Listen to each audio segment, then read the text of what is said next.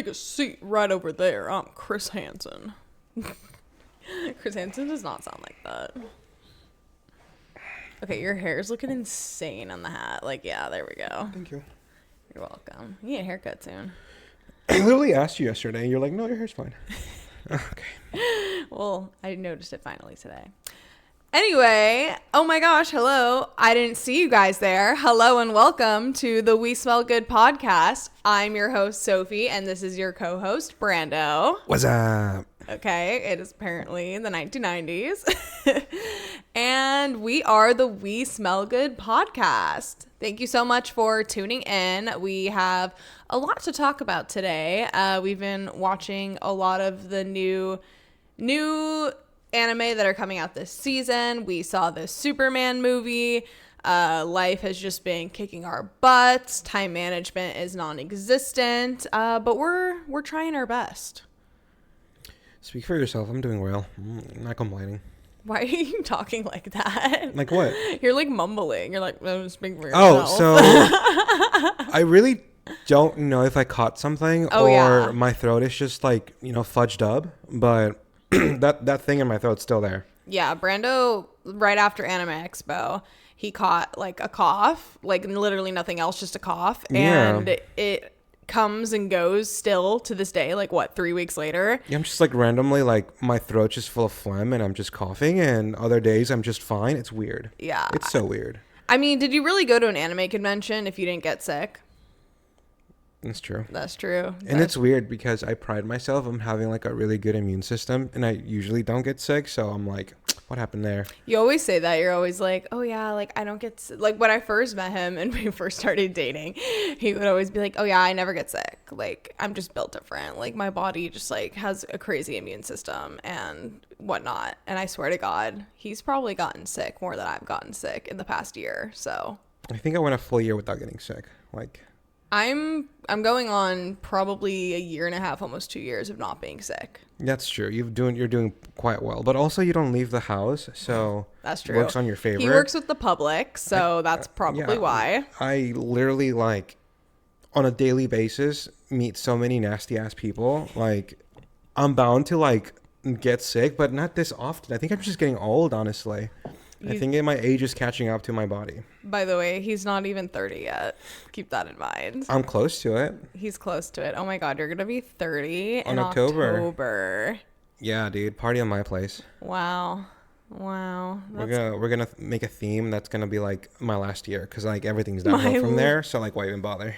My last year. You're so crazy for that. But yeah, I guess you are built different in other ways though. Like I will say I'm like very prone to infections. Like I get a lot of infections, whereas Brando, I don't think the time that I've known him has ever had any type of infection ever. So I kid you not, when we first met, I know our son is building a nest. Our dog off screen is doing the cutest thing ever to the couch. Like he's literally sticking his head between the couch cushions and being extremely cute, trying to distract us. So sorry if we like keep looking over there. He's just being really fucking cute. Oh my God. But anyway, I do want to talk about something though. I want to talk about that fire ass mole that your family made for us. Yeah? Okay. Yeah, because that shit is so fucking good. And I swear to God, like, so the first time I ever tried mole from Oaxaca, Brando's from Oaxaca, by the way, that's where his family's from. I tried it at a restaurant that Brando took me to that, like, specialized in, like, Oaxacan food. And honestly, I didn't like it. I thought that the taste of the mole was too bitter. I just wasn't a fan of it. Like, and I thought, okay, maybe I just don't like this kind of mole. I tried his family's mole. Oh my God. I swear to God, I ascended. Like, that shit is so flavorful. It's just so rich, but it's like the perfect balance of like a little bit of sweet, but also like it has like that, it's not too sweet. It has like the right amount of like savoriness. Like, and you can put it on anything. Like you could put it on eggs, you could put it on chicken, you could put it on pork. Like you use it, or your family does it in tamales. Like that's honestly the best way to have it. In a tamale. And huaraches as well, right? You can honestly do it on anything. Yeah. I like to sometimes. Okay, so we went to visit my family the other day, and the stepdad is just like, "You have this giant tub of mole." I'm like, "Sure, we'll take it." He gave us, I kid you not, like probably enough for like a family of 6. No, yeah, For us for too real. to take home. So literally we've been putting it on everything, and I'm not upset at it. And the crazy part is we're almost done with it. Yeah, it's good. So it's that good. So the thing with like, I guess in my culture is like everyone has their own like methods. Like it's super simple to make mole. Like surprisingly, I know it's gonna sound like wild, but if you follow a certain recipe, you can make mole on your own. But it's those tweaks that you make, like using a different kind of chocolate, using a different kind of like thickener, like a cookie. Like all those little changes just completely changes the flavor profile and makes everyone's mole unique. Yeah, you can. I think that's cooking in general. Yeah. But yeah, I know what I mean. Homie just described generational recipes. It is, and my family's mole is a say that again. Generational recipe. What she said, and it's all based around this specific animal cookie that we use to thicken up like the base of the mole that gives it that perfect sweetness and that perfect thickness. Because there are moles out there that you could kind of feel how grainy it is from all the spices. In ours, it just feels like a sauce, like a very light sauce. It feels like a sauce, and the way it stores in the fridge too, like it almost looks like a pudding. And then it looks like a pudding when it's stored in the fridge. Yeah, but oh my god, it's literally so freaking good. Also, not you. Cough warning. Not you spilling the generational recipe secrets. Yeah, there's more. It's not just that. Oh, okay. First of all, I didn't even mention the name of the cookie. Second of all, I didn't even tell you like how to proportion it correctly, because there's a method. Okay. Facts. What would you say is like the most like? Does your family have like a secret Krabby Patty formula recipe? For what? Mole? For anything, for any dish. I'm pretty sure that's every recipe ever. Yeah. Okay. Is it just like held secret by like the people who know how to make it kind of thing? Well, it's just, I find it kind of cute because I just watch them do it and then I do it myself and I'm like, okay, cool. That's how they learn how to do it. It's not like they pass it off like a formula or like a rite of passage. Is when you were growing up, like in that certain household, you kind of have to like fend for yourself and cook, and then you just pick it off from your family. Like I think I learned all my recipes from my mom just by watching her cook. That's like crazy. She didn't really teach me how to cook. I just watched her do it and I'm like, okay, I'll do it myself. That's insane, because your level of like cooking skills in terms of like you're such a good cook. You are. And like cooking Mexican food, like there's a lot of like technique and, like I said, like generational like tweaks and whatnot that you add to the recipe to like make it like, as good as like grandma or your mom or whoever made it, right? Like, and the fact that you just like pick that up just by like watching her, that's crazy. I mean, I just like to cook in general, and I think you do too. You make some like really good stuff. Like I think like you have your signature dishes that you've actually tweaked on your own as well, and as do I. But in general, I'm just happy that we love food. Oh yeah. We both love to cook and we both love food. So the only thing keeping us from being like giant 300-pound people is that you're also good at cooking like healthy meals. Like you can.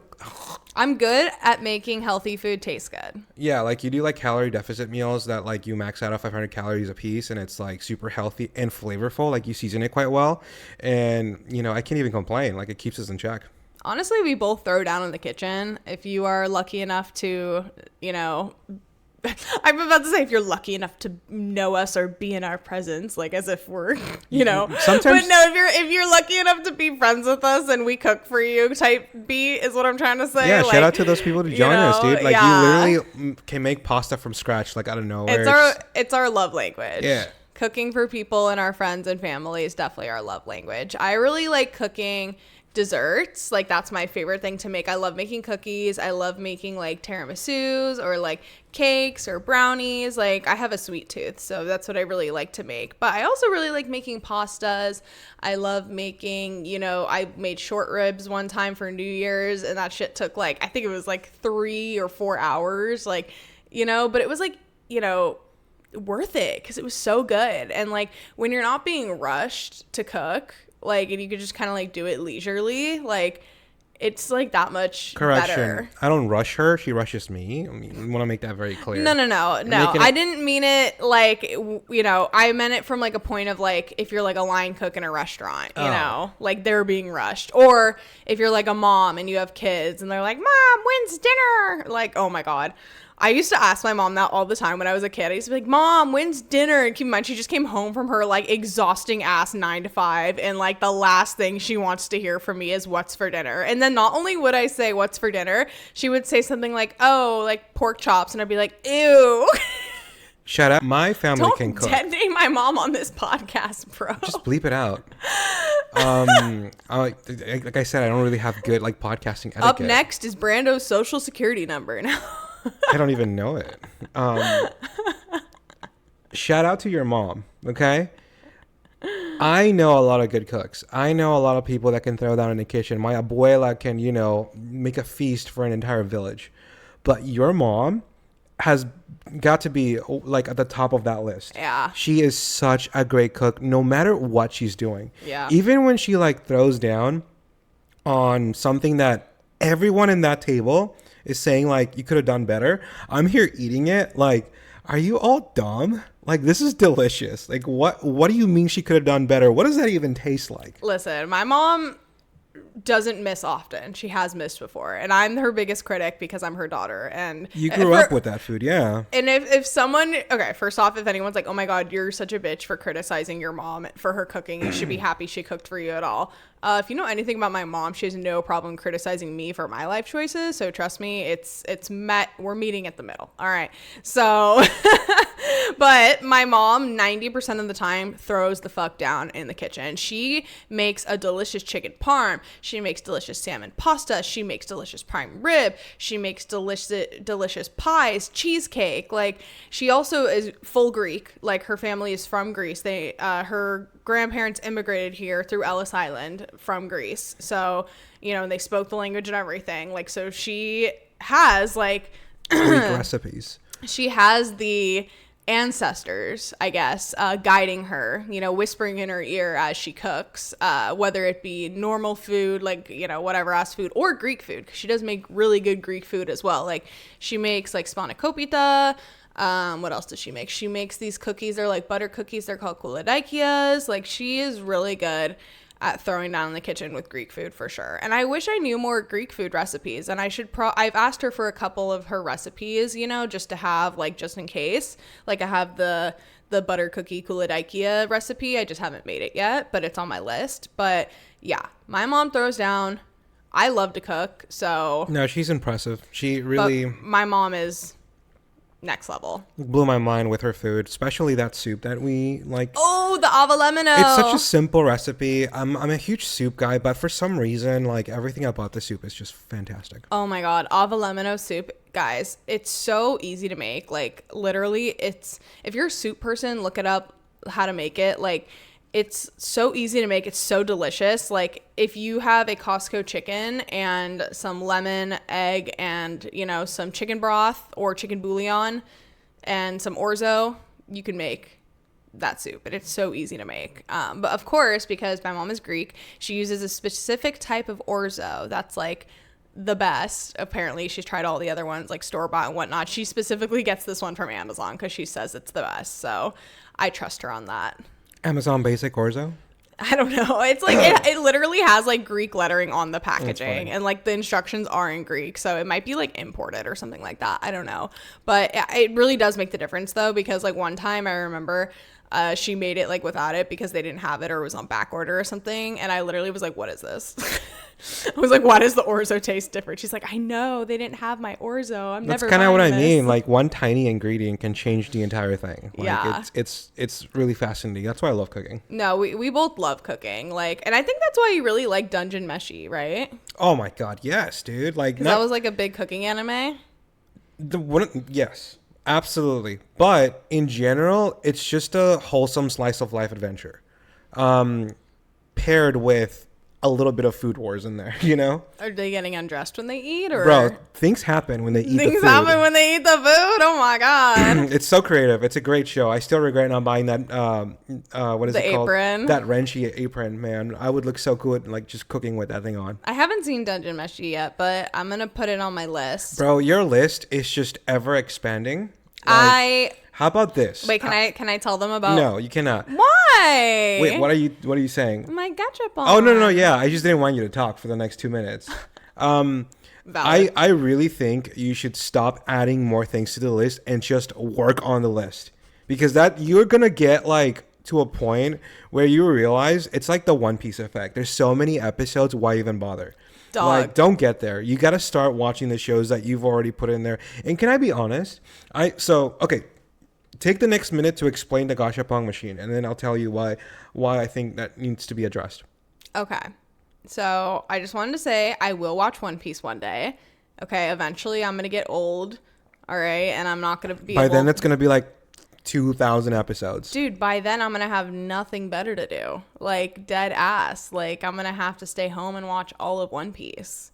I mean, with how society's going, I'm not even going to be able to afford to go outside anymore. I'm going to have to be confined to my $10,000 a month apartment and watch One Piece. Sure. Okay, but my solution to watching all the anime that are on my watch list was I bought a gachapon machine, like a little tiny one, on Amazon. And it came with like the machine, the stickers, and the little balls you put in it. And I wrote the names of animes that I've been wanting to watch on little pieces of paper, put them in the balls, put them in the machine, and then I basically am going to, I already did the first one. The first one I'm going to watch is A Sign of Affection, but I turn the knob, and then comes out the ball with the anime that I want to watch in it. So, yeah, that's my technique.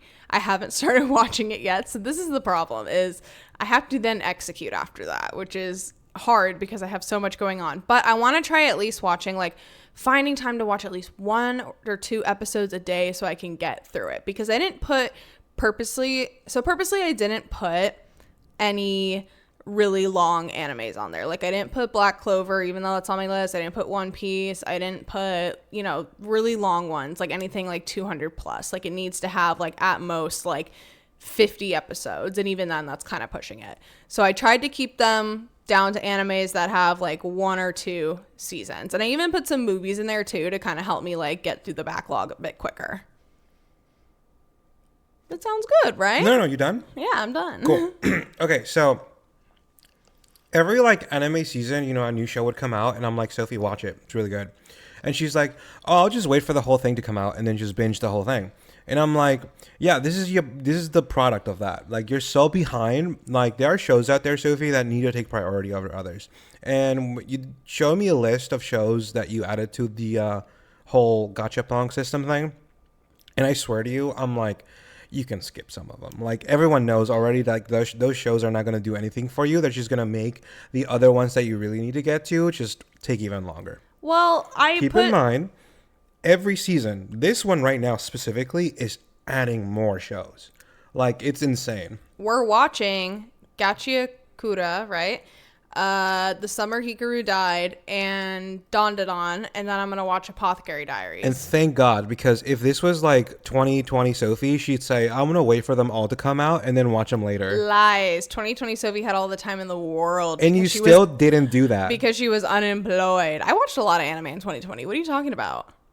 It was more like 2021 and 2022, just because like that's when I started like working like 9 to 5 life, and stuff just got too busy working 2 jobs and whatnot. Like, I was on the grind, honestly. But I watched the important stuff from last season. I watched them a little late, but I did exactly what I said I was going to do. I binge watched them. I did that with Free Rent and Apothecary Diaries. And I've watched like a bunch of other random stuff too. Like, I watched like Blood of Zeus. Like, the final season came out for that, which was goated, by the way. Fucking love anything with Greek mythology. I watched that one. What's the one with Dante? What do you mean, Devil May Cry?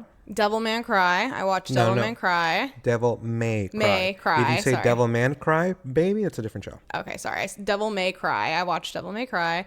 I watched like this random one about The Witcher. It was like an animated show, and I actually liked it. And Brando was like, "That is not canon at all. How dare you?" That's I was a like, skip. That's a huge. I was skip. like, "My bad. I thought it was okay." Like, I hate it. I don't know anything about The Witcher, by the way, so you probably hate me for that. Sorry. You know, if you know nothing about The Witcher, it's a good show.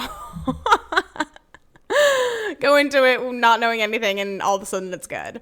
But I can understand if you're a fan being like, what the fuck? Like, you like that shit? Like, it's kind of like me liking the CGI of Berserk.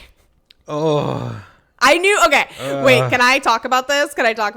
Well, I was going to say something and you've already been talking for so long. I forgot what I was going to say. Fuck it. Go. No, you're going to criticize my gacha choices. No, it wasn't that. Okay. Well, let me know if you remember it. But, so when I first started watching anime, I was just getting into it and I knew literally nothing about Berserk. I'd never heard of it before. I didn't know anything about the manga, like, or how iconic or well loved it was, like, or how long it had been going on. I knew nothing, completely blind. I saw it on Netflix and I was like, okay, like Berserk, that's a cool name.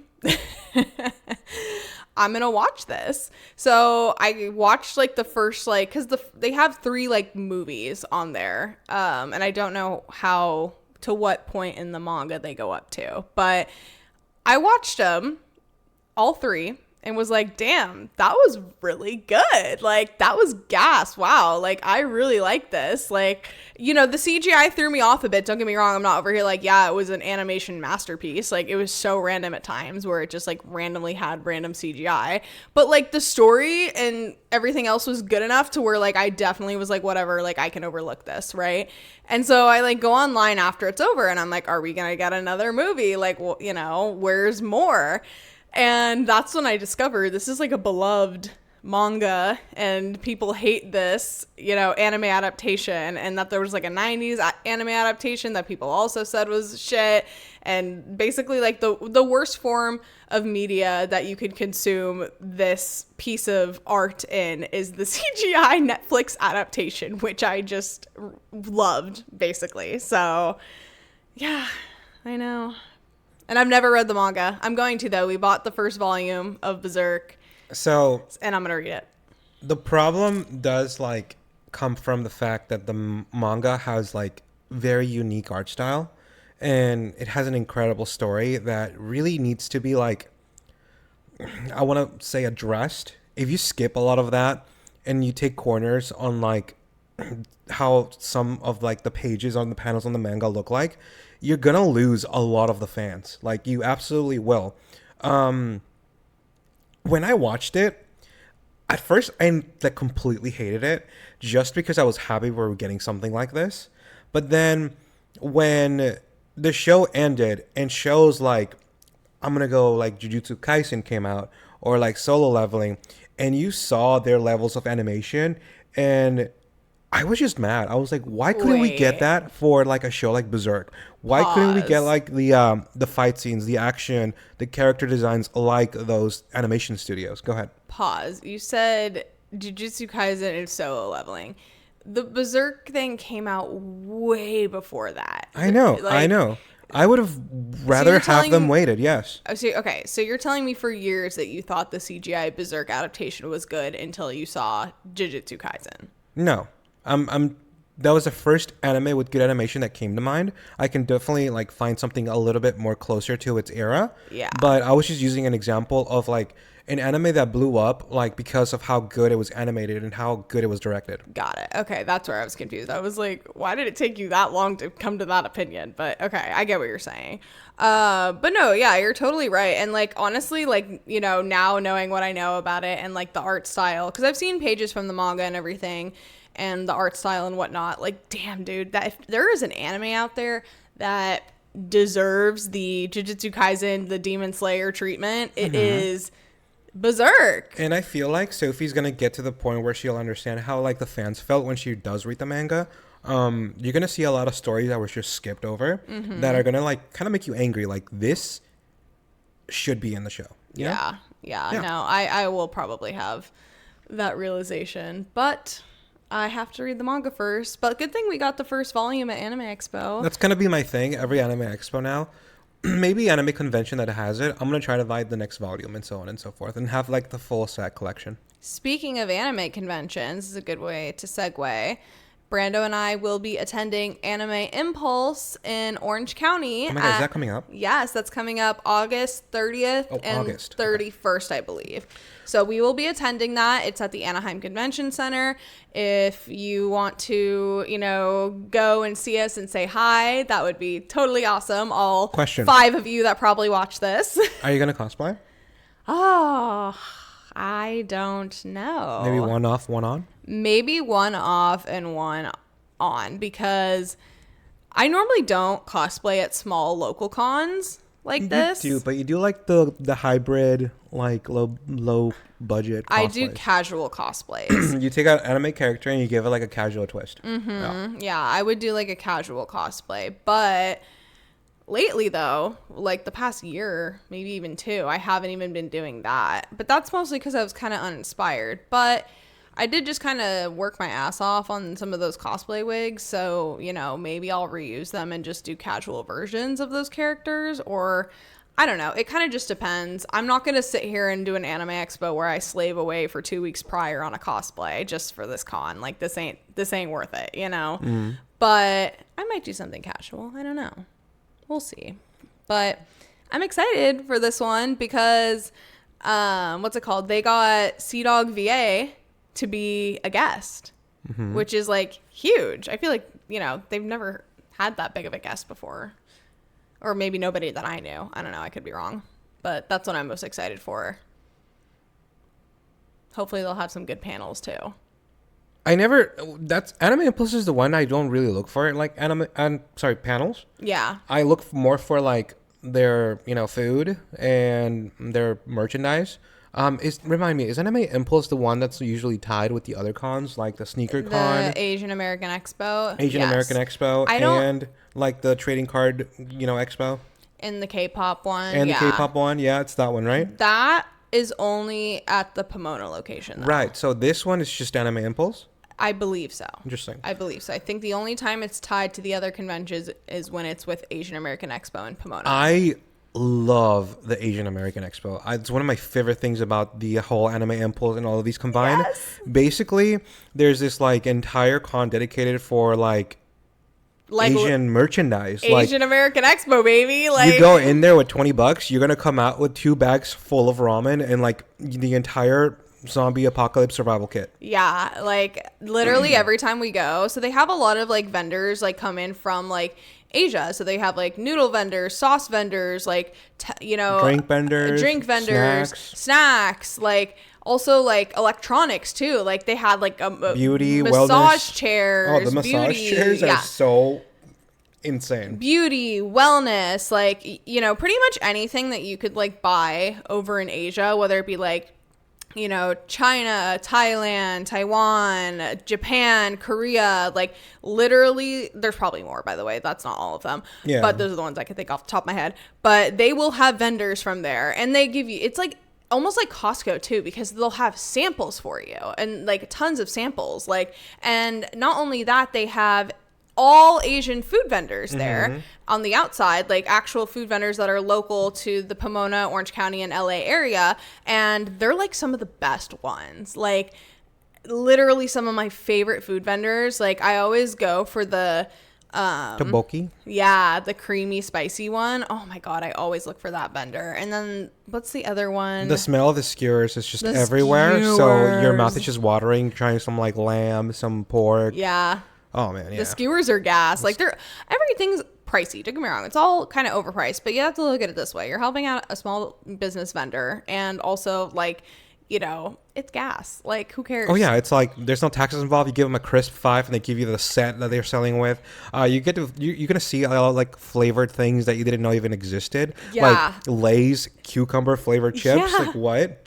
They were I'll actually take one. good. They were good too. They're actually quite good. Yeah. But yeah, you can buy like instant ramen there too, like for really That is cheap. my favorite thing to do. Like they'll have like packs, like full like 5 or 6 packs Mm-hmm. of ramen for like like literally $1 a piece. Or if you go on like the last day, they just want to get rid of the product, so they'll like cut you a deal. Like they'll be like, you can buy 2 packs of ramen for like $7, and it's literally like holy crap. Like we still have ramen in our cupboard from like 2 years ago. And it's like Asian ramen, like very popular in Asia that you really can't find here. You can find it here, but the only places you can find it are like H Mart or like Tokyo Central or just like Asian grocery stores, but they always jack up the price, because they're a corporation, they're trying to make a margin. Like here it's like you're buying it wholesale basically. So literally it's so fucking cheap, and it's a really good way to buy and try like ramens that you've never heard of. That maybe you wanted to try or saw in store, but the price was kind of crazy, like they have the bulldog too, like the iconic like carbonara one, like they have the mi goreng one. That one's my favorite. Like they're starting to sell just the sauce bottles now. The Indomie, the sauce bottles. Yeah. I saw that. But literally when we go to this convention, like we'll like, especially if it's the last day, we'll like buy something at a booth, and then they'll just like give us a bunch of freebies because like they just want to get rid of it. Like one time this lady gave us 4 bottles of oyster sauce. I kid you not, we still have an unopened bottle that we haven't used yet in our cupboard. Yeah, no, it's insane. Like I usually bring like big bags so I can like carry all this stuff.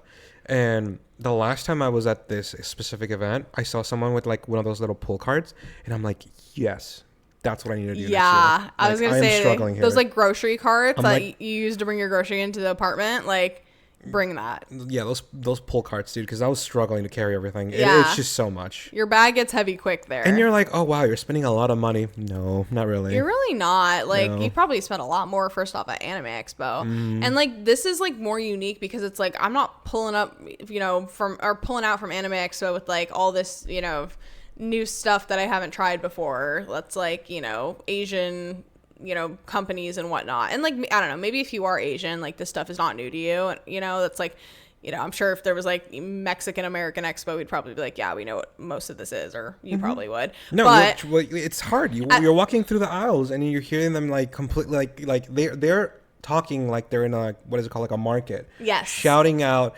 in Asian dialect, what they're trying to sell, and you're just trying to like not get overwhelmed with how many things you're looking at, like the food, the smells, even like what they're trying to like put in your face for you to try. It's like, yeah, whoa. Yeah, no, like literally it's like going to like, an Asian market, like, they're like yelling out in like, Korean or Chinese or, whatever their company is, like, like you said, like, oh, like try this or whatever, like, or, come get a sample, like stuff like that. So, but yeah, it's a 10 out of 10 con if you can ever go to it. We're going though to the Orange County one. It's completely different experience. That's why I was kind of sad to hear that it won't have the Asian American Expo. Well, that's still happening. It's just next year. I know, but if it was like happening here, I would be like, oh, let's that's exclusive to Pomona. Like Got they don't got much. Let them have this, okay? But I'm excited for. Did we? No, we didn't go last year, huh? To the Anime Impulse in Anaheim, did we? I think we skipped one, right? Yeah. We skipped one, but I think it was the year before. I feel like we went last year. There was like something that came up. No, didn't we go with Gianni and Deanna? Remember? They came into was town. This one. That was this one. They came into town though, and that was this one, right? Yeah. The Anime Impulse Orange County. Yeah, so we went with our friends last year. It was really fun. I know this is one of those cons that like kind of gets like bigger and better every year. Like they kind of level up every year. So I'm interested to see, because the Orange County one, it started off small. Like I think the first one they ever had was at the Orange County Fairgrounds, if I'm mistaken. I might be wrong. I'm not sure. And then I think they moved it to the Anaheim Convention Center. I'm kind of glad this one's in the Convention Center, because as much as I love like the OC Fairgrounds, number one, the fair's happening right now. And number two, that's like mostly outside. Like I don't want to be in the sun, like, because the OC Japan Fair always happens there, which is another good one to go to. But yeah, I want my cons to be mostly inside for the most part, especially in the middle of summer, because you never know, especially in August. Shit, it's probably gonna be hot. So, but yeah, I'm excited just to go to another anime con. I'm excited to go to a more low-key anime con. Like, yeah. I still feel like Anime Expo was like so fucking much that I'm like still, I'm like not even recovering still. Like I'm almost like traumatized. Not even traumatized. Oh, I'm still recovering. You can hear it in my voice. I had like a little bit of like PTSD from how overwhelming and large Anime Expo was this year, and like and also that, how quick it happened. And that has never happened before. I usually know exactly what to expect, what to go into, but I don't know. For some reason, after this year, I was just like, dude, I'm ready for a small con. Like, give me that. I'm all about it. Like, and we don't have to do much travel either. Like, it's just, I'll take it. I'll take it. Mm-hmm. But I think this is a good transition to talk about what anime we've been watching. Okay, bet. I'm going to glue my nail back on while you start talking about that. We're going to start with talking about the animes we are watching together, just because I feel like it's going to be a little bit easier. And we're going to like kind of like let you know what animes we're watching on our own, I guess. Mm-hmm. For starters, we both highly recommend, based on 2 episodes, which is wild. Usually we wait for a little bit more to come out. But The Summer Hikaru Died is a great show. It is a fantastic Netflix exclusive show. The art style, the animation, the storyline, everything about this show is so unique. I don't think I've ever specifically... I've seen, like, tropes of this show or, like, maybe, you know, the ideas in other shows, but this is the one time I'm watching it all come together for a unique experience. Did you know anything about the show before you start watching it? Because I kind of had a little bit of that spoiled based on the trailer. I don't know if you knew anything about it. So, I knew what I knew about it based off of what I saw at Anime Expo. And I think they were playing the trailer at Anime Expo. So, like, I knew that, like, the first episode, and spoilers, by the way, if you know nothing about it, but that the first part of the trailer is, like, you're not Hikaru, are you? And I think that's, like, the only spoilers we can give. Because I don't want to spoil the rest of the show. We will, but, yeah, the idea is that, you know, that isn't the person who just died, you know? Yeah, and I wanted to say, too, the reason we like this anime so much is because it's very mysterious. Mm-hmm. Like, they're not it's interesting because, like you just said, they give away almost a very big spoiler in the trailer and in the first episode within, like, the first 5 minutes, right? And they're already giving you all this, and it's like, damn, okay, is there anything left for them to give at that point? Yeah, there is. There is. The whole thing is shrouded in mystery. Like, there's so much we don't know that I'm sure we're gonna unravel throughout the first season and whatnot, but, like, the way it's playing out is giving very mysterious, very, like, you know, we're gonna by the end of it, I'm sure we're all gonna piece it together and be like, you know. Yeah. Would you say this is, like, beginner friendly anime? Too soon to tell. We've only watched 2 episodes. Based on those 2 episodes, I can tell you this is, like, a little bit more advanced, because you're definitely going to be, like, super overwhelmed with how people are, you know, it's giving slow burn. So I don't think this is, like, keep in mind, like I said, we've only seen 2 episodes. Yeah. So I think it's giving slow burn. If you're not a slow burner, right. then you're probably not going to like this one. Maybe it's too soon to, like, tell if this is going to be, like, the show of the year, or it's even going to be, like, I don't know, like, consistent. But so far, what we've seen is that this show is scratching that, like, supernatural mystery itch we were kind of having, because I'm kind of tired of, like, shonen action, you know, hero against the bad guy kind of thing. Yeah, like, the main character's so, you know, special. With that being said, the next show we're going to talk about is just that. Yeah. We're still getting that. Don't worry. Like, you know, we still like that too. But it's actually good it's nice to have a change of pace. But Gachi Akura, I like that a lot, actually. The first episode, I wasn't, like, sold. But by the second episode, I was like, okay.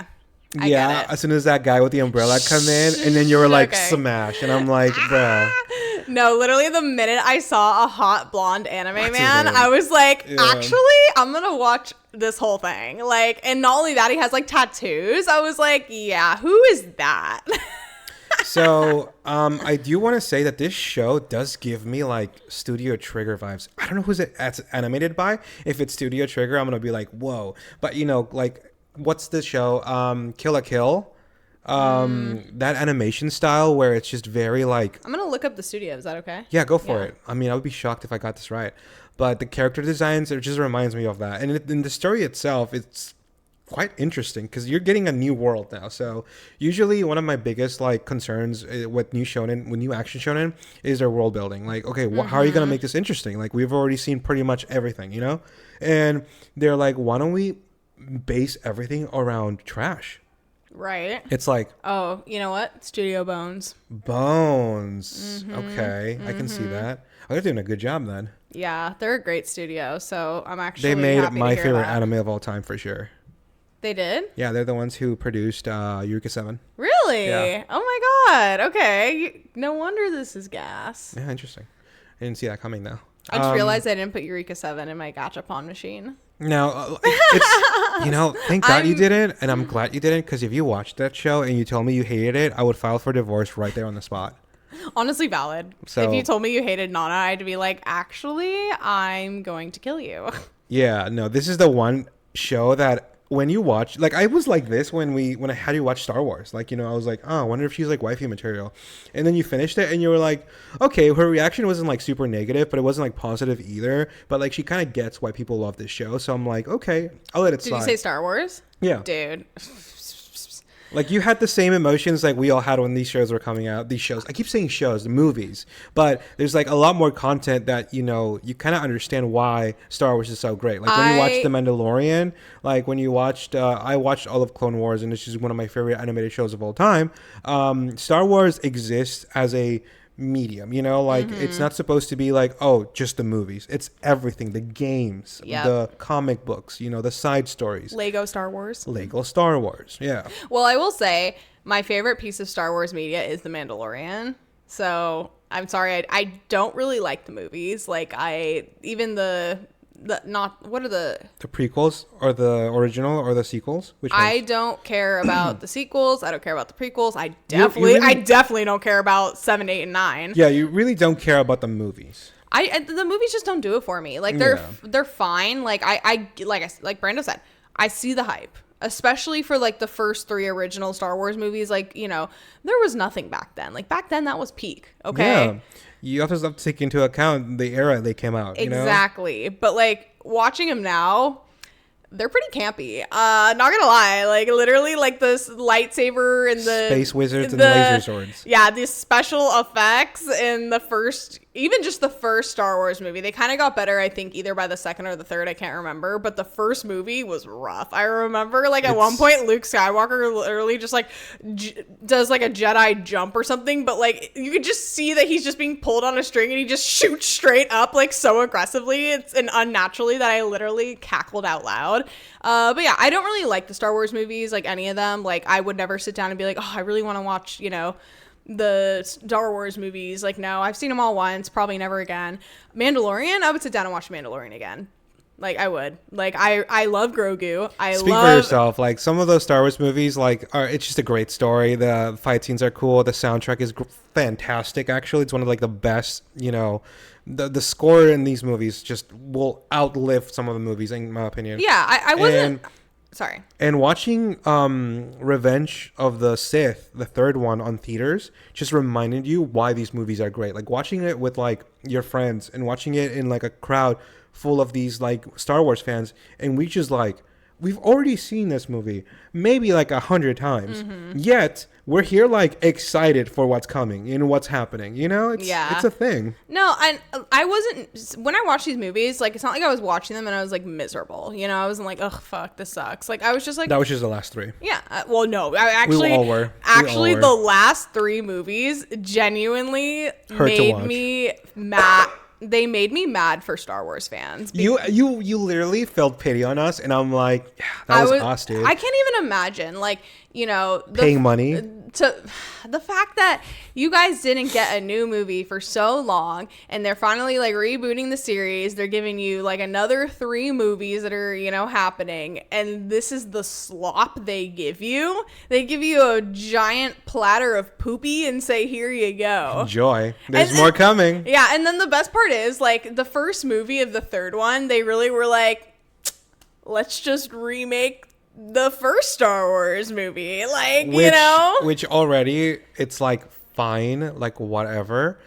But it was a safe choice. Like the fact that they couldn't come up with anything new and they just decided to literally make the same movie and with like the new generation because they couldn't come up with any better idea was just such a safe, boring ass move. Like, and I honestly probably wouldn't even criticize it as much as I am right now if the next two movies were actually like, you know, unique new stories that they came up with that were good. But instead they gave you a movie that you already have in the series, just repackaged for the new generation, and then they gave you two piles of slop right after, and then said, there you go, Star Wars fans. By the way, we have millions of dollars in budget, and, you know, this is a franchise that makes tons of money, and we can hire the best people to work on this, but instead we're giving you a pile of poopy slop. Here you go.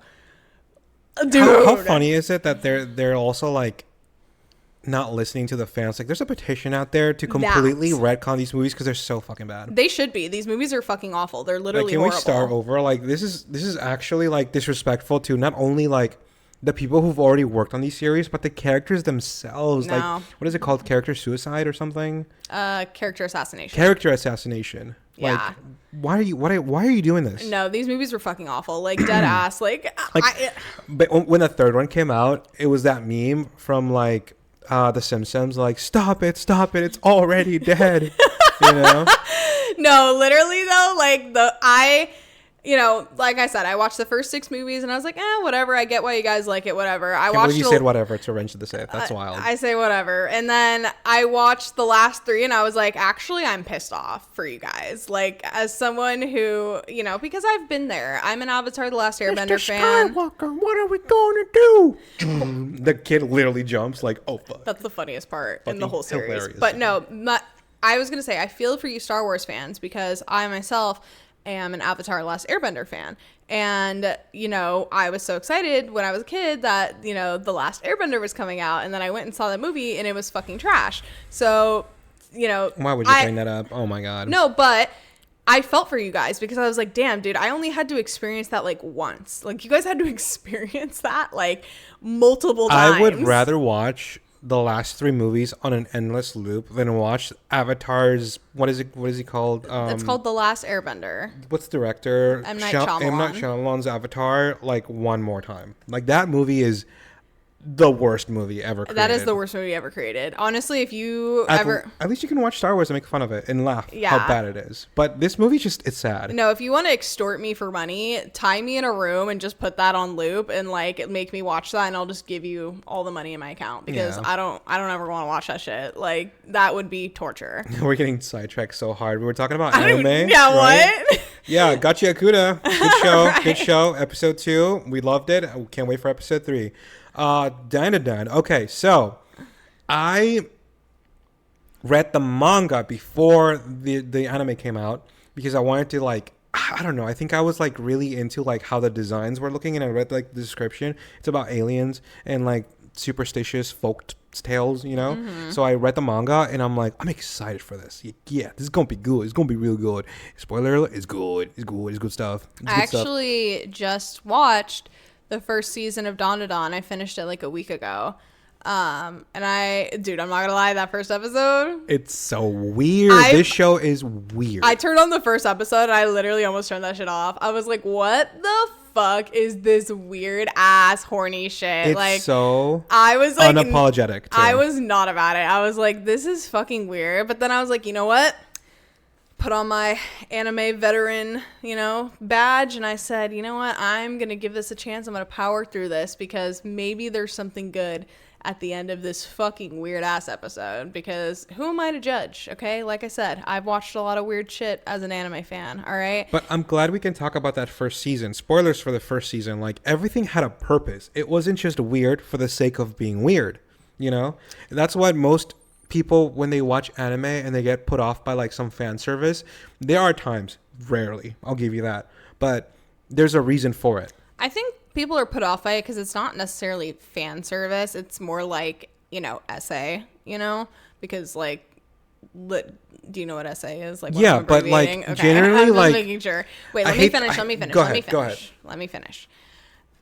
That can be triggering for some people. Obviously, like, you know, like, we are very fortunate to have never been put in a position where that would ever trigger us. Like, so I could see how that's off-putting for some people. But I feel like for some people where it's like, not like triggering for them, and they're just like, you know, saying like, oh, like, you know, I'm not gonna watch that weird shit, like that's weird shit. It's like, okay, like that's on you, bro, like that's your taste. Like, but like me, for example, I thought it was fucking weird too. I almost turned that shit off, but I'm glad I didn't, because the rest of the story was really good. And honestly, like, it doesn't really, you know, focus on that, like, for the rest of the story, you know, like we're doing a lot of different things throughout the rest of the story. And, you know, the people that are technically like doing like, you know, the attempted like essaying, like, you know, they don't succeed. Like, you know, we get to watch them get their ass beat every single time, you know, so that's kind of like, you know, the good of it, you know, like it's not like these people are succeeding, like, you know, so that's kind of like how I look at it. You know, if it was all about like,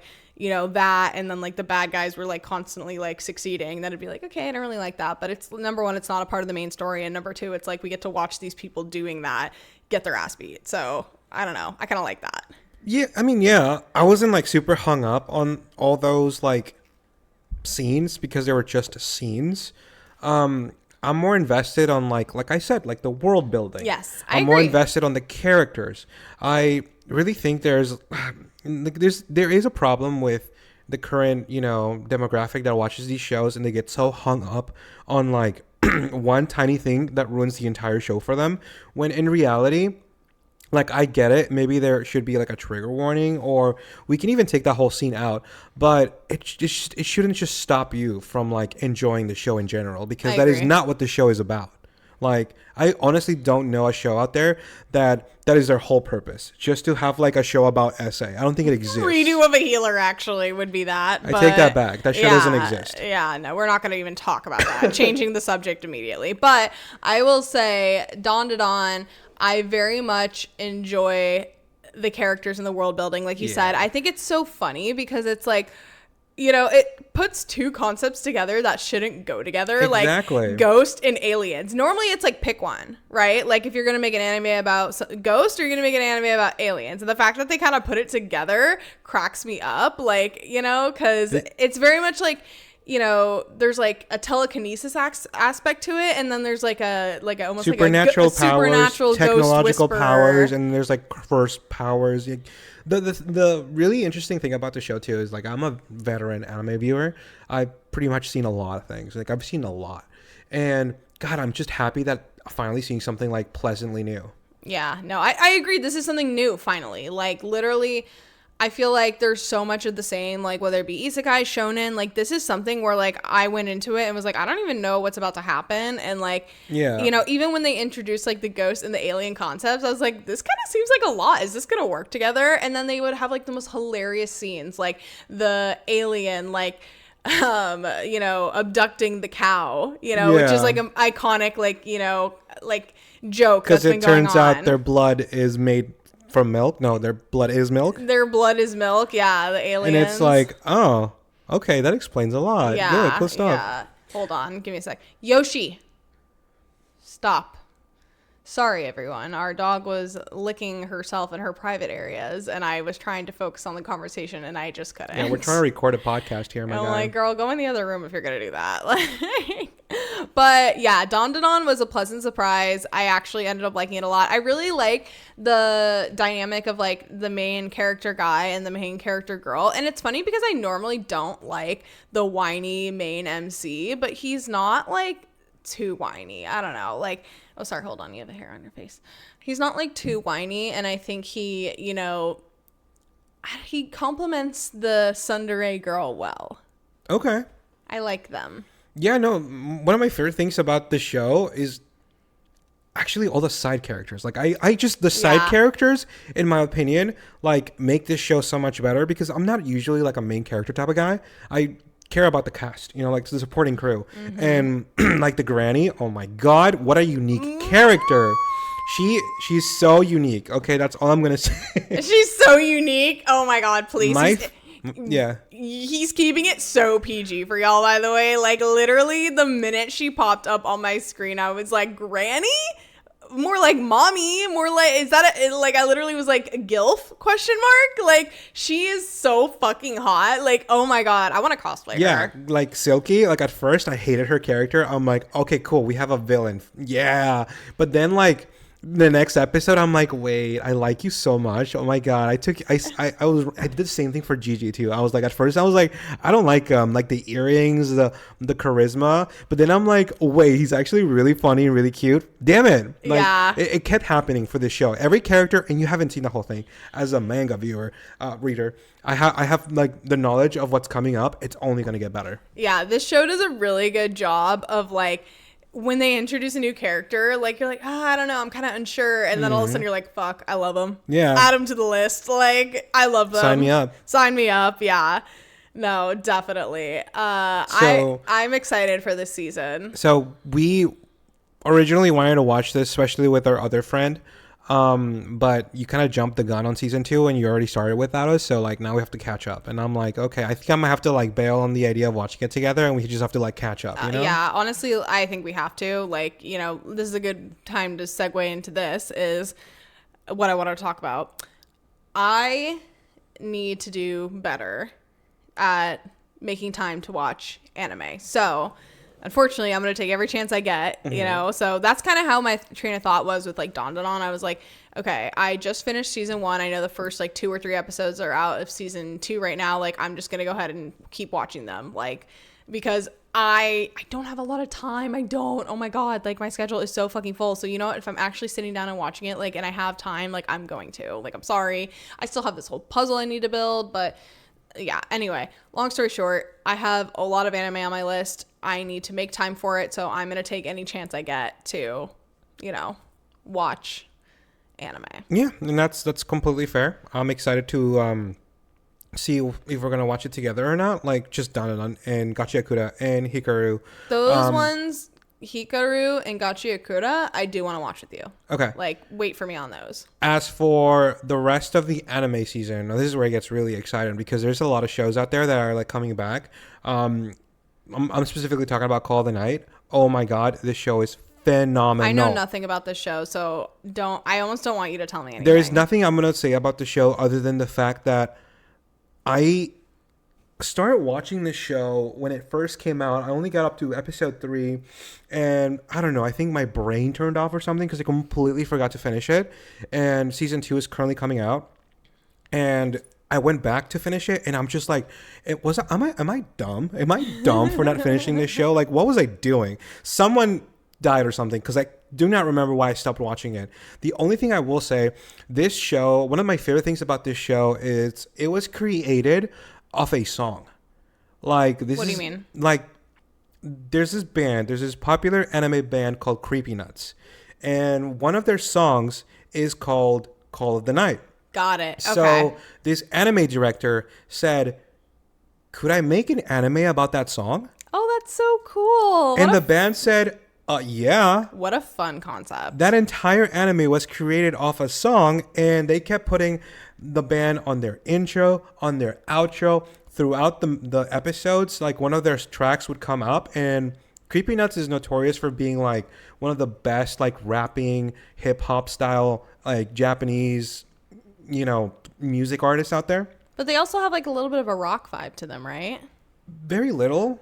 More pop than rock, in my opinion. Okay. I think you're thinking pop. No, you're right. I'm kind of, I'm thinking pop. I meant pop. So what I'm trying to say is that soundtrack was built for the anime, so it just like blends in together. Like, this show has such a fantastic score that I don't want to spoil it too much, but the scenes, right? The color palette of the show literally matches the song, and it is fantastic. 10 out of 10. Season 2 is currently coming out with an intro inspired by like a little bit of reggae. And cool. It's like, sign me up. I think you played it for me, right? Such a good song. Yeah, it's a really good song. You really like Creepy Nuts. I love Creepy Nuts. They're the ones who made the intro for Dandadan season 1. They're the ones who made the intro for Mashal. You know, like, dude, they're killing it right now. They're reminding me of like Flow in a sense where like this is what the Flow fans felt when they were first coming out. Yep. They're like banger after banger for these shows. Dude, give it like, you know, probably like, you know, they're up right now, of course. Don't get me wrong. Like, you know, in 10 years, people are going to be frothing at it even more because it's going to be like nostalgia. Would you be down to go to like a Creepy Nuts concert? Absolutely. Absolutely. I know. We really wanted to go to, okay, this is a good segue, to the Lisa concert and to the Ado concert. Oh. But we are poor. We are actually like homeless and poor. We have bills to pay. Should we talk about how much we spend on the dogs? No, I don't want to talk about that. That shit pissed me off because that could have bought both tickets. That could have bought both tickets. No, yeah. Unfortunately, we're adults. We have responsibilities. We have rent to pay. We have bills to pay. So we have children. We have children, not actual children, dog children. But yeah, we just Get a job. I know, get a job. We just didn't have it in the budget, unfortunately. And oh my god, honestly, even talking about this like makes me want to cry. I have been wanting to see Lisa since like 2015, like literally 10 years in the making, and the fact that I didn't get to see her like breaks my fucking heart. Like I almost like regret not just like taking the money and just thinking about the consequences later, like putting myself in debt for it, which is a crazy thing to say, by the way. Totally like, relate, yeah. No, but it's an insane thing to say. Like, I wish I just would have put myself in debt to go to this concert because, like, if you know anything about me, I'm very careful with my finances, and, like, debt is the scariest thing ever to me. But, like, this is one of those moments where I almost just, like, would have just done it because I love Lisa. I love Crossing Field. I love Rising Hope. Like, I love Catch the Moment. Like, you know, Demon Slayer opening. Like, I love Lisa. Like, that is probably like my number one J-rock artist like of all time, and she's so talented live. Like, I used to watch like concerts of her on YouTube and be like, oh my god, like if she ever tours in America, like I'm going no matter what. And like you know, I can't believe, number one, that I missed it, and number two, she decided to tour at a time when I'm financially in shambles. How dare she? No, I feel totally the same way about Ado. Ado is like, you described how you felt towards Lisa, how I felt towards her. Her music is fantastic. Mm-hmm. She is a performer, dude. Ado's like, a very good performer. They put on a show, and their music just gets the whole audience riled up. Yeah. You feel the energy from how the audience reacts. Her voice is amazing. The vocal range on that girl is insane. So the sad part is I have a friend as well who we wanted to go together, and we are both just not really financially savvy. Yeah. And when the tickets were dropping, we were this close, Sophie, to hitting that purchase button. I'm sure if I didn't like wait 10 seconds before I did that, I've already been buying it and I would have been in debt. But yeah. So this is us manifesting to the universe that we come into more money in the next year or two. And by more money, I mean tens of thousands, please. Okay, I don't want like $300. I just need an 8-0 ticket. I don't even need that much money. Yeah, but honestly, I rarely ever feel FOMO. When I was seeing these videos of the Lisa concert on TikTok, just scrolling and they just pop in your face and you're like, dude, okay, thanks. When I was seeing those videos of the Lisa concert on TikTok, I literally watched like one or two of them, and then I was like, I can't watch this shit. Like I'm getting jealous. I'm getting mad. I'm getting FOMO. Should have been there. It should have been there. Should have been me. I'm hoping that she continues to tour. I'm sure she will. She will. Come on. This will not be her last. This was a very successful tour in the U.S. for her, so I'm sure she will tour in the U.S. again. And you know what? Baby Metal, they toured last year in the U.S., and then they toured again this year. Yeah. So I'm kind of like, okay. I think you're okay. There are going to be a couple more chances. I hope and so. I feel like by the next time they're touring around our area, like, we'll be ready. Honestly, I'm not missing the next one. Like, I don't care. Like, I learned my lesson this time around. I'll go into debt. I'll fucking borrow money. I'll sell Yoshi, dude. I'll do something for money. I don't care. Anything for money? No, but to see Lisa, I might just have to, because I regret so hard not going and seeing her. Like, just hearing Crossing Field live. Oh my god, bro. Like, even just if they just want to roll me in there for that song and then have me leave after, that'd be fine. Like, you know, if there's a package for that, like, that's cheaper, I'll pay for that. Like, that's the one song though that like I would want to hear, like, more than anything, because I love Crossing Field. That's like I think that's probably in my top 3 anime openings of all time. It's just goated. It's such a good fucking song. Like, whether you like Sword Art Online or not, like, it's Sucks a good that it's intro. tied to Sword Art on poop. Wow, that was a good one. No, got him. I love Crossing Field. I unironically like Sword Art Online too, but Yeah, I regret so much not going to those concerts. If you went to those concerts, I'm officially jealous of you. And please tell me in the comments everything about it and how much you loved it and make me more jealous, please. Because I'm going to cry. But this kind of segues into another thing I want to talk about. And I actually haven't even talked about this with you. Are we done talking about the shows we're watching? Did you want to keep talking? No, I thought you were going to say anything about, like, what shows have you been watching on your own? None. Continue. I guess I'll start with what I'm going to watch on my own. I'm going to watch on my own A Sign of Affection, which is a romance anime. Okay. I really like romance anime. I feel like I don't watch enough of it. You're very interesting. You say you like watching romance anime, but if you're watching a shonen and there's romance in it, you're like, ugh. That is not true at all. Yeah, like there's a lot of shows that got put off by like the romance between the main characters. No, I hate Cyberpunk. No. I don't really like the cyberpunk romance. And by the way, I dropped Cyberpunk halfway through. Don't come for me for that, all right? Because like I'm tired of like the super goated powerful girl. Okay, I'm tired of the stupid... Hold on, I need a minute. I can't talk. She's tired of the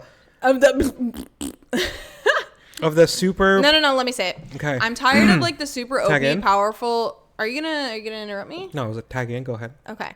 I am tired of the super OP powerful girl who obviously does not need a man in her life, always picking the, man who is nowhere near her level and who she like basically helped like either train or like encourage to help get to the level that he's at. And then he always somehow ends up being like more OP than her because of plot armor. And then she like falls for him because of that. And like, she's like, oh my God, like, you're a weak person, but like, I like you. I'm like, ew. If that's what you got out of Cyberpunk, I don't even know how you enjoy other shows. I don't know. I just think because that is so incorrect. Wait, I think Lucy can do better. Everything about what you said was incredibly incorrect. And maybe if you finished the show, you would have realized that you were just projecting. Okay, I don't know. I think Lucy can do better. That's all I think Lucy can do whatever the fuck she wants. Why are you trying to like get a character you have no connection to date whoever? You sound like your mom. Like, let her live her life. Maybe she's already done that, and you know what? Those men ain't shit. Maybe she wants someone a little bit more humble from like lower beginnings. I think she should just focus on herself. Yeah, no, keep watching those shows. Like when I was watching Nana, I'm like, all these people are making... Can I finish? All these people are making the worst possible decisions, and I'm going to watch it because that is the point. Like if I was watching Nana with your perspective, I would have been like, I'm not watching it. These people are stupid. Why are they making those decisions? The point is, that's not the point of Cyberpunk. The point is, it's not. So why are you making that the point? That's the point of Nana, though. So why would I watch a show like Cyberpunk where the romance isn't for the action, for the characters, for the actual outcome of the story that you're exactly. So why the fuck do I care about their stupid romance? Then get over it and keep watching the rest of the show. There are more things going on than just a romance. It's not a romance show. It was not needed. Like you just said it. It's not a romance show. So why am I sitting here watching her lower her standards for this guy? God forbid it has romance in it. No, that's what I mean though. Like, why do I have to watch a powerful woman lower her standards for a man when I'm trying to watch an action show? A powerful woman lower her standards? Like, are you insane? Yes. Like, how do you consume media? Like, honestly. No, like, I guess maybe because like you're not a woman and it's not a woman, so I can't relate to powerful women not wanting to date lower men. What? Like, it's just one of those tropes that I don't like. Like, I'm tired, it's like, I see it enough in real life. I'm good. Like, I see women lower their standards all the time IRL. I don't want to see it in my fun action show. What is your problem with David Martinez? Like, honestly. Who's that? That's the main character. Oh, yeah. I don't know. I don't really No, please explain this to me. I genuinely want to know, what do you have against Lucy finding him, a potential romantic, partner? It's just like forced proximity. Forced proximity? Yeah. That's the best you got? Like, I don't think you don't have anything like character-wise? Like maybe like David is a piece of shit and treats people badly?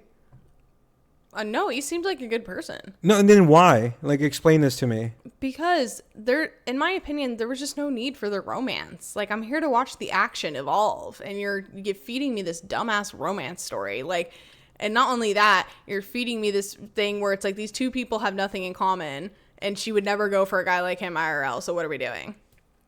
So the only way for, a romantic, relationship to, bloom is you have to have things in common, and they don't have to be in close proximity. And it's like, okay, wow, dude, I'm asking for the moon apparently. No, you're just being picky. Like, you have no power over how people feel. You have no right These are not real people, Brando. Exactly. So get over it.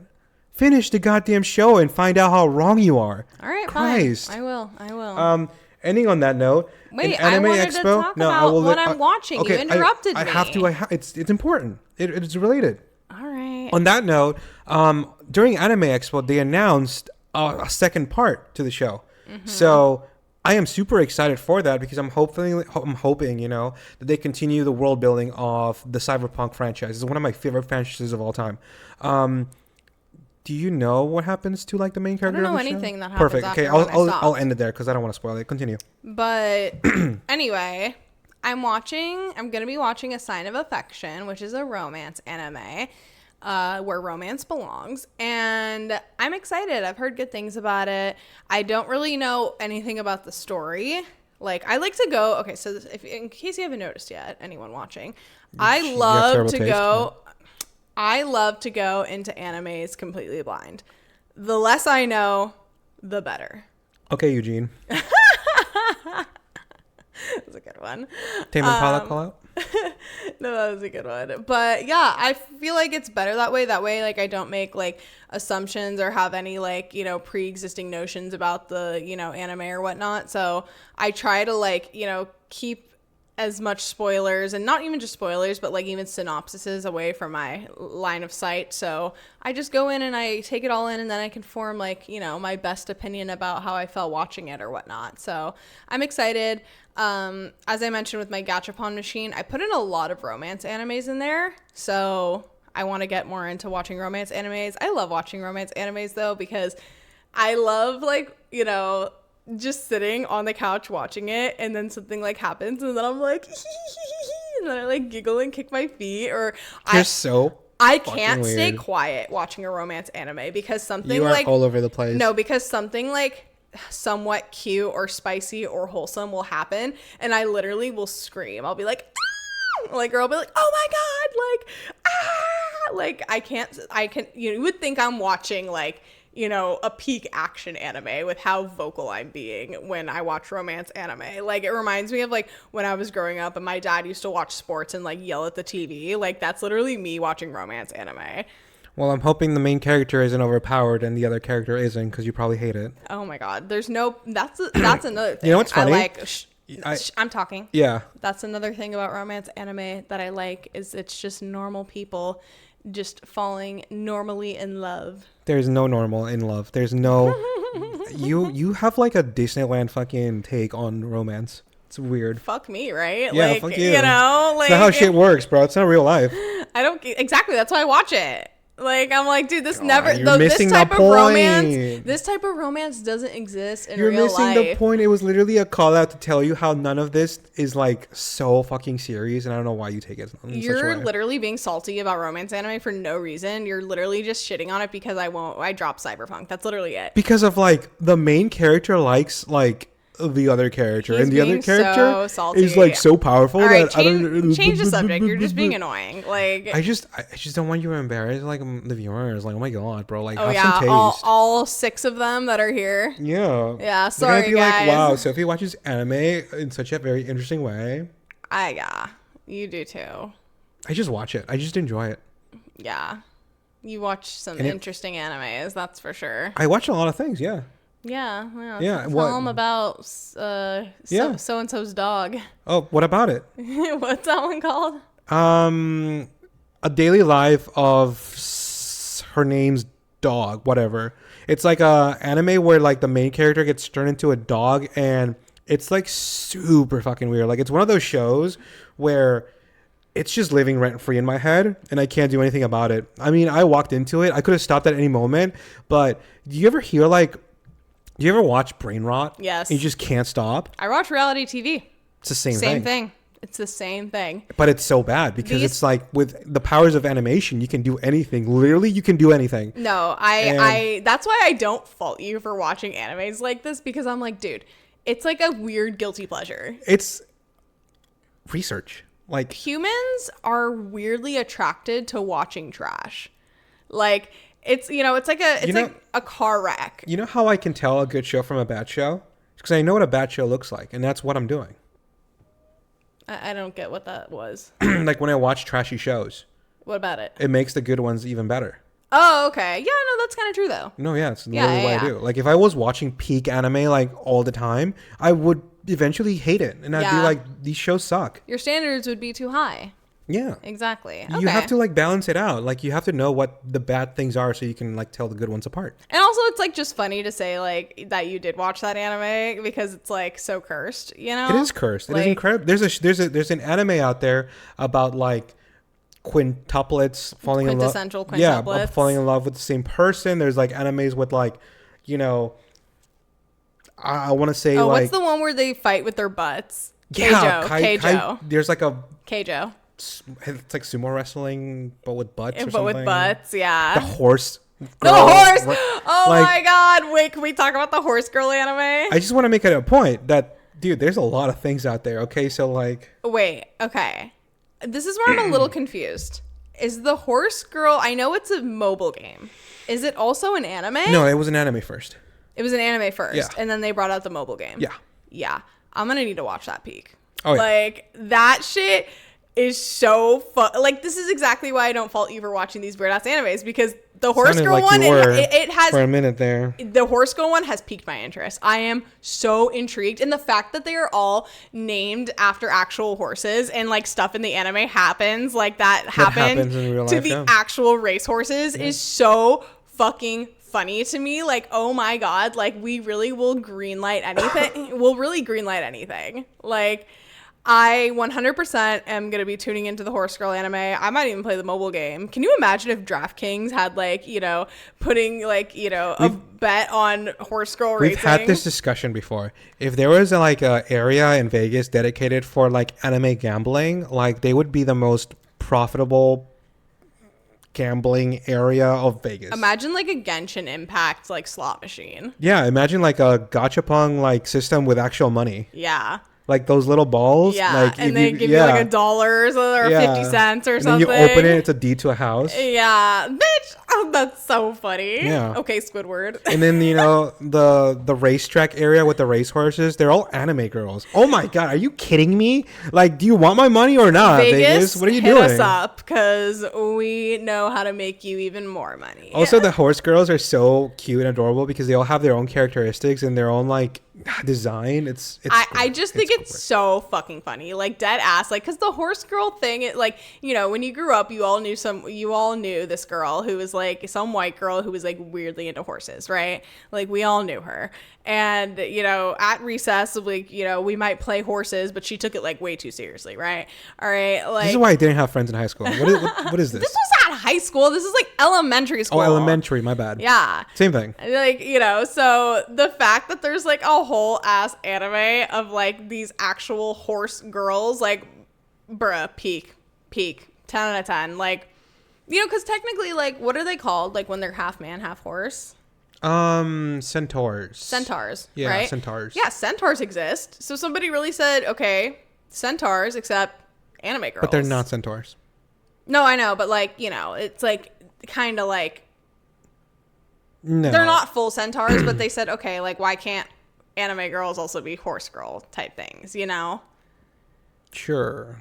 Like, they're not full centaurs, but like, well, actually, we did see a full centaur anime girl at Anime Expo. Yeah, no, there's centaurs in anime. I forget what that was for. You know what's funny, Sophie? Like, you're saying it like there's no centaurs in anime. There are. There's a couple of shows out there that I can think of the top of my head that have a centaur on it. No, of course, but I'm talking about like the full anime being kind of like based on the idea of not centaurs, but like horse girls. No, you know? okay, yeah, that's true. Like, And that's kind of like the part that I'm like, okay, that's actually fucking hilarious. Like, I don't know. It's just is like kind of like any weird idea that I've ever had. Like, I could just make an anime of it. You it's know? like you're just finding that out now. Yeah. Like we've known this for a while. Like reincarnated into a different world as a vending machine. Like, come on, dude. Yeah, that's very true. Which is getting a second season, by the way, which is crazy. Does that mean it's good? Should we watch it? Yeah, like yeah, you really can't do anything in anime for sure. but that's like the funniest part is like right when we think we've hit the weirdest shit ever, which could be whatever the dog one we were talking about, or like the Keijo with the butts. Like somebody's like,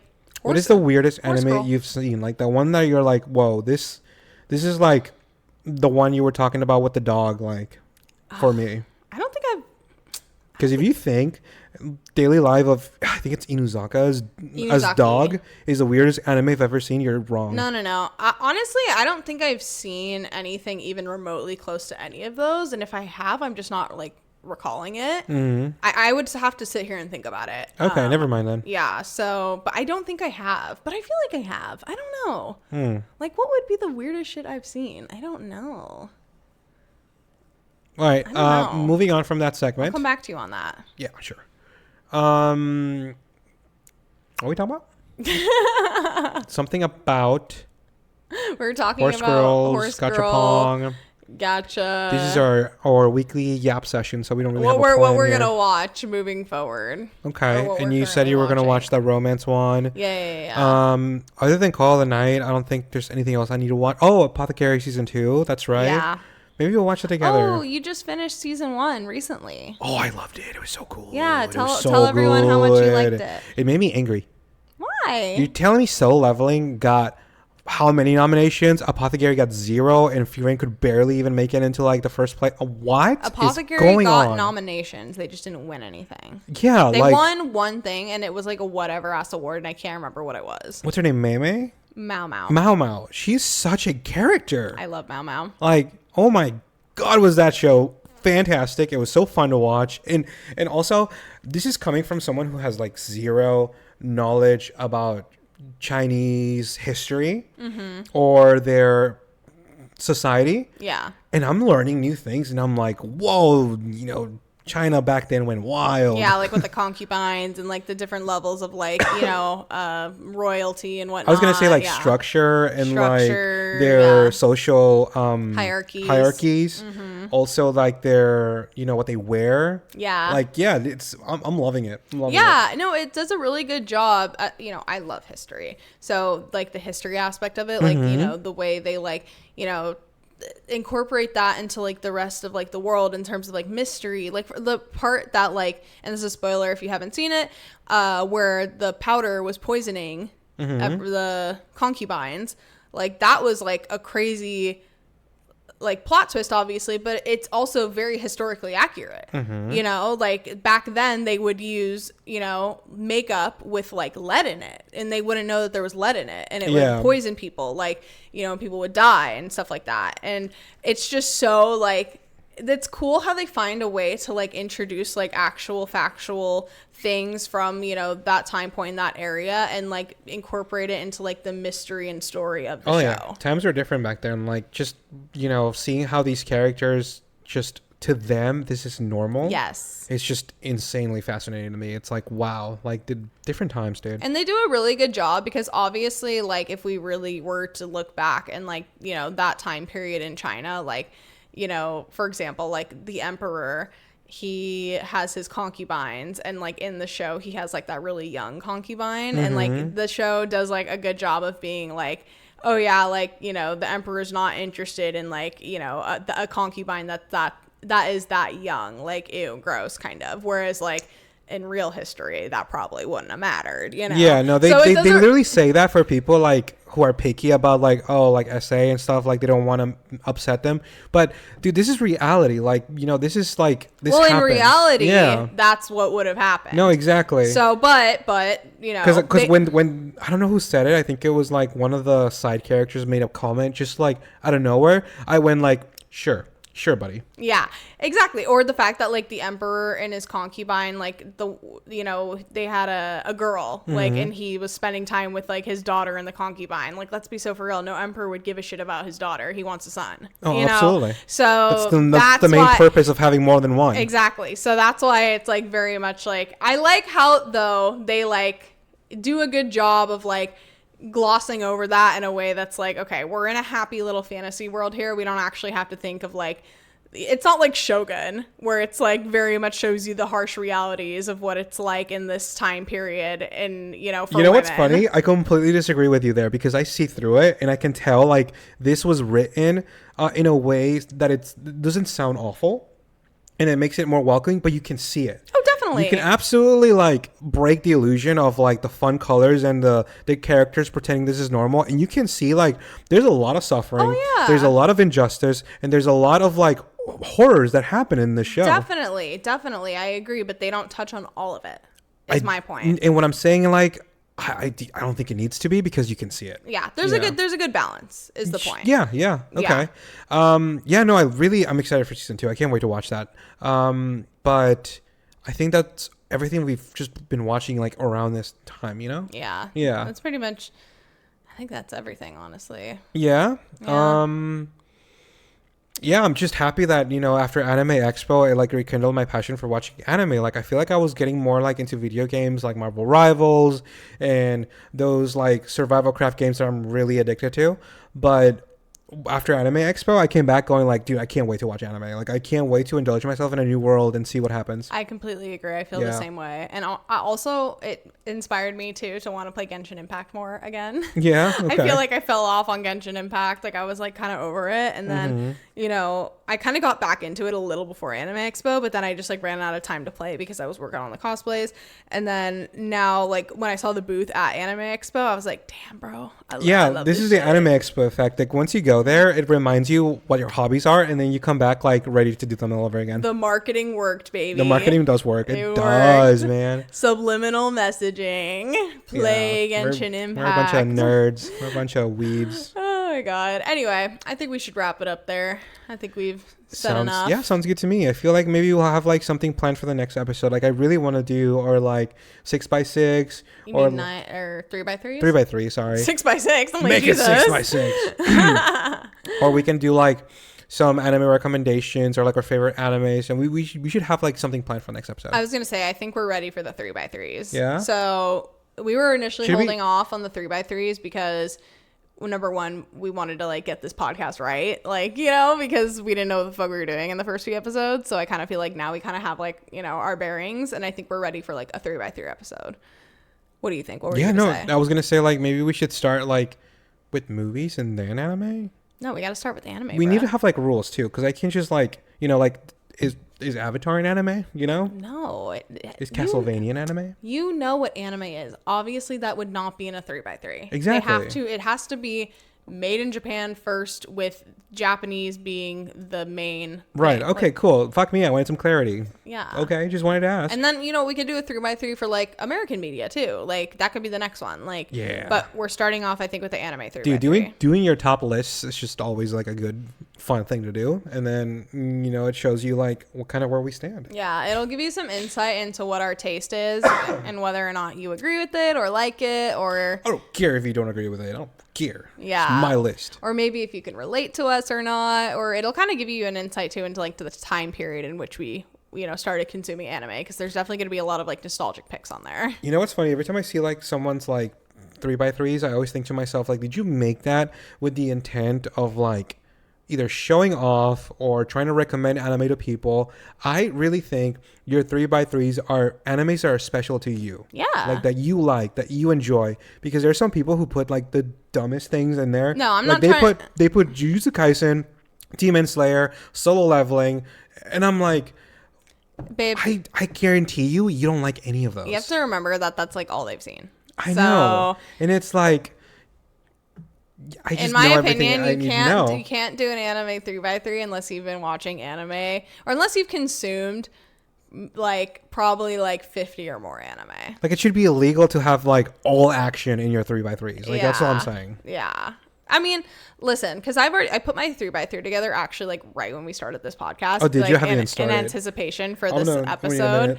And when I was doing it, I was like, damn, like, you know, are some of these too basic? And I was like, but I really love these. Like, you know, like I can't like sit here. I didn't put like, you know, like other animes that I do enjoy, but like they would like make me look cool, if that makes sense. Like I purposely picked the more like, even if it was more mainstream versus the more niche one, like just because I did love the niche one, I do like the mainstream one more, and I'm not just gonna put the niche one just to like look cool. So I made like, if you look at my list, you're like, oh, this is a basic bitch list. Damn right it is. Like, sorry, like this is what I like. That's what I've been trying to get you to understand. We're talking Dave. too much about it. I don't want to spoil anything. You are a basic bitch, bro. I am. I'm a basic bitch through and through. I love matcha. I love reality TV. I'm I love pumpkin spice lattes. Okay, like I love basic shit. Like fuck me, it's basic for a reason, right? But and I'm just trying to educate you. That's all I'm doing. Okay. Trying to make you cultured. But yeah, just remember when you're doing your list, don't try to act cool. Just put what you like. Okay. That's literally what I said. I like how you're like telling me what I just said too. Well, sorry, you took like 10 years to say it. Anyway, I think that's the episode. Yeah, no. Fun time. Awesome. Well, thank you so much for Someone told me, and like I think like passively, like I never look at the camera, and I just keep realizing that. Yeah. I don't know why. I avoid it. Well, we have to address the audience. Anyway, thank you so much for tuning into our podcast. We appreciate you being here. Maybe the next episode is the anime 3x3s. We don't know. We're going to have to figure that out. Otherwise, thank you for being here. Please subscribe to our YouTube channel if you like what you heard. And then please follow us on TikTok and Instagram at wesmellgoodpodcast. I've been your host, Sophie, and this has been your host, Brando. Oh. And we will see you next week. Bye. Yay. Bye.